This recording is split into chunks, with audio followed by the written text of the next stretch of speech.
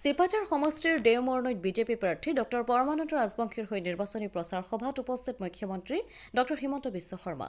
চিপাঝাৰ সমষ্টিৰ কংগ্ৰেছ প্ৰাৰ্থী বিনন্দ কুমাৰ শইকীয়াক সমালোচনা কৰি বক্তব্য মুখ্যমন্ত্ৰীৰ।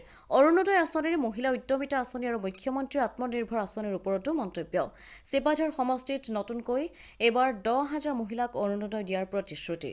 কংগ্ৰেছৰ বিনন্দ শইকীয়াই দিব পাৰিবনে বুলিও প্ৰশ্ন মহিলাসকলক। আনহাতে চিপাঝাৰ সমষ্টিত মুখ্যমন্ত্ৰী আত্মনিৰ্ভৰশীল আঁচনি পৰমানন্দৰ কাৰ্যকালত 2,000 দিয়া হৈছিল যদিও এইবাৰ 10,000 দিয়া হ'ব বুলি প্ৰতিশ্ৰুতি মুখ্যমন্ত্ৰীগৰাকীৰ। চিপাঝাৰত বিজেপি প্ৰাৰ্থী ডক্টৰ পৰমানন্দ ৰাজবংশীৰ হৈ নিৰ্বাচনী প্ৰচাৰ সভাত মুখ্যমন্ত্ৰীৰ এই মন্তব্য। চিপাঝাৰত ডক্টৰ পৰমানন্দ ৰাজবংশীৰ হৈ নিৰ্বাচনী প্ৰচাৰত অংশ ল'লোঁ। বিপুল ভোটত তেখেত বিজয়ী হ'ব।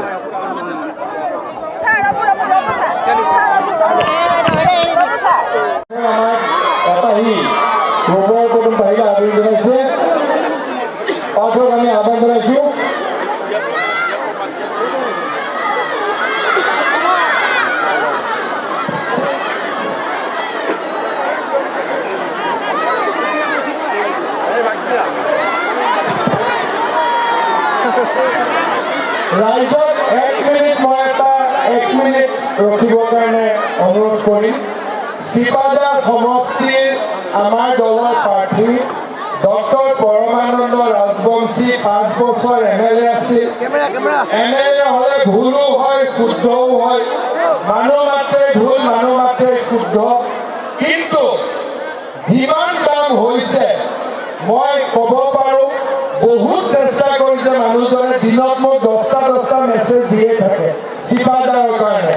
ৰাইজৰ ওচৰত আঁঠুলৈ সেৱা কৰিব, সকলোৱে উৰুণি আৰু হৰ্ষত ধৰিলে পৰমানন্দ ৰাজবংশীক আশীৰ্বাদ দিব। সকলোৱে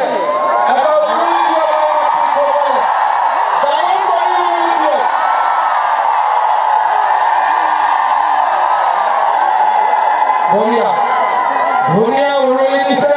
সকলোৱে এটা হাত চাপৰি দিয়ে কৰিবা। বহুত বহুত ধন্যবাদ। মংগলদৈৰ পৰা জয়দেৱ ডেকাৰ ৰিপৰ্ট, অমৃত নিউজ 24/7।